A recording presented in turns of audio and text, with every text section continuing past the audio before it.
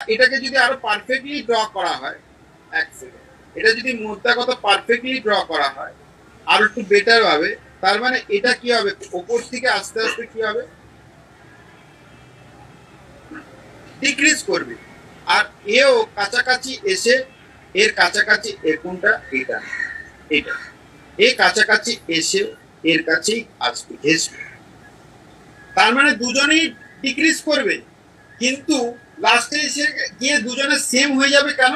কারণ না দুজনের ভ্যালু কি হয়ে যাবে, রিকভারি হয়ে যাবে। আমি স্ক্র্যাপ ভ্যালু ভাবছি জিরো, জিরো আছে, দুজনের স্ক্র্যাপ ভ্যালু জিরো, মানে স্ক্র্যাপ ভ্যালু নেই। তার মানে কি হচ্ছে, বছর বছর যখন চার্জ করছে কত করে, 50,000 টাকা করে।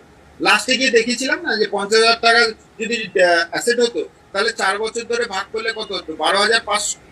এবার 12,000 করে 500 করে যোগ করতে করতে করতে করতে মাইনাস করতে করতে করতে গেলে, তারপরে লাস্টে যখন